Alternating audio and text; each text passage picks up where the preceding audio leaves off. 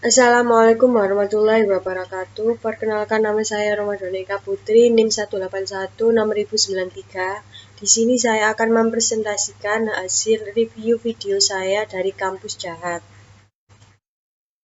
Episode yang pertama adalah peluang bisnis di masa pandemi COVID-19. Pada masa pandemi COVID-19, diusahakan untuk menangkap peluang bisnis dengan cara membuka bisnis online maupun offline. Jika membuka usaha bisnis, buatlah usaha yang berbeda dari yang lain, guna untuk menarik pelanggan. Pak Made membuat usaha dengan inovasi dan kreasi yang menarik dan juga memperhatikan pengiriman online maupun offline. Sedangkan untuk memperkenalkan produk yang dirintis dengan menjual kepada masyarakat melalui online. Contoh dengan cara menciptakan produk sendiri atau gaya tersendiri. Usaha tersebut dan gunakan apa yang sedang trending pada saat itu. Episode yang kedua adalah kegagalan dalam bisnis. Kegagalan dalam bisnis adalah pembelajaran seorang pembisnis dalam merintis usahanya untuk mencapai apa yang diinginkan.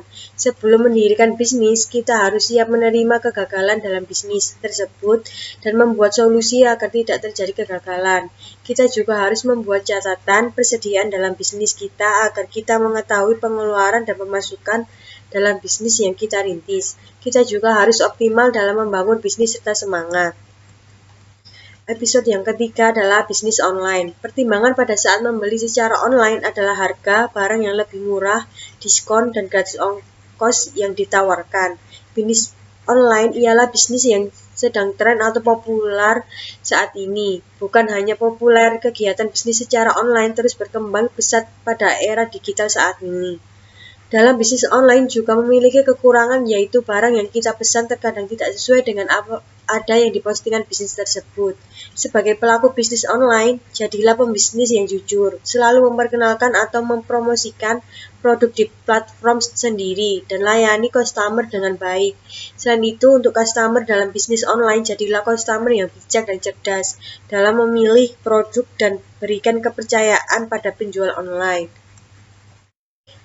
Episode keempat, pinjaman online. Pinjaman online merupakan platform yang memudahkan masyarakat untuk melakukan pinjaman secara online. Pinjaman online juga dapat merugikan dan juga bisa membantu masyarakat yang membutuhkan. Pinjaman online akan selalu berbunga apabila peminjam tidak melunasi pinjamannya. Di samping itu, kalau ingin melakukan pinjaman online, harus berhati-hati dan bijak dalam meminjam. Jangan mudah tergiur oleh tawaran pinjaman online yang tidak jelas asal-usulnya, serta pastikan pinjaman online tersebut terdaftar dan diawasi oleh OJK atau Otoritas Jasa Keuangan. Episode yang ketujuh, yaitu manajemen keuangan pandemi.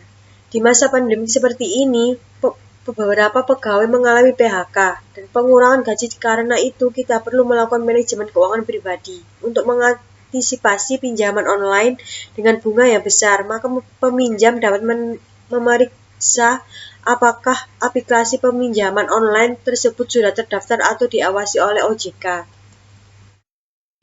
Episode ke-9, yaitu membahas kewirausahaan. Tujuan kewirausahaan adalah untuk mendapatkan keuntungan.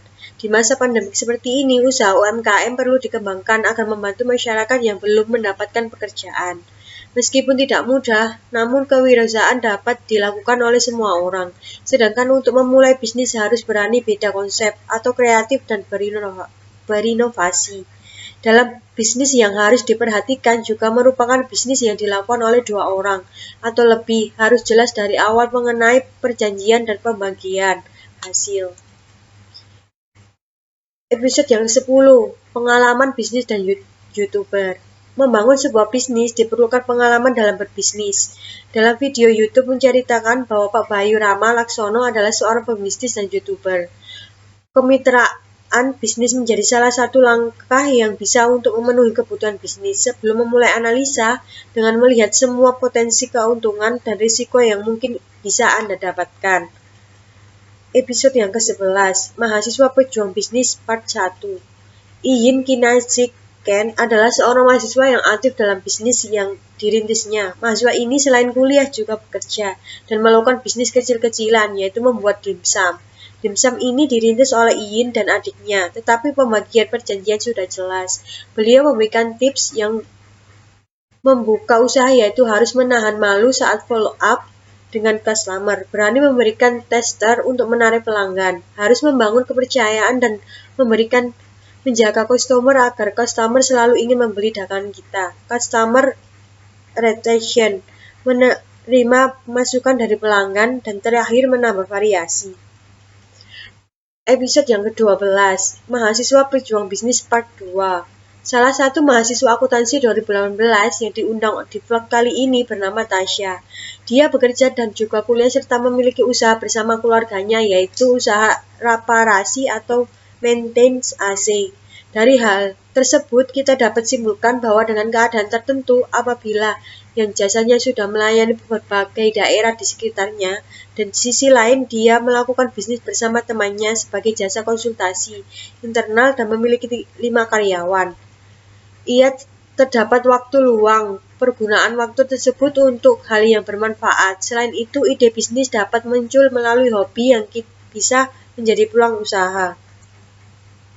Episode yang ke-15 adalah menjadi mitra pesaing dalam bisnis. Banyaknya pesaing dalam bisnis yang menjual barang yang sama. Oleh sebab itu, menjadi mitra dari sebuah bisnis yang cocok akan sangat menguntungkan pelaku usaha, seperti yang diutarakan oleh Pak Oni di Hotel Grand Maxure Malang, bahwa menjadi mitra bisnis itu akan menjadi peluang untuk kesuksesan bisnis. Kenyamanan tersebut membawa interaksi positif dan mendorong setiap mitra bisnis sehingga terjalin kerjasama yang menguntungkan. Episode yang ke-6 adalah mengelola usaha secara profesional atau kekeluargaan, manajemen sumber daya manusia. Dalam mengelola usaha tentunya harus secara profesional. Dengan mengelola secara profesional, maka sumber daya manusia akan ditempatkan pada tempat yang tepat di perusahaan.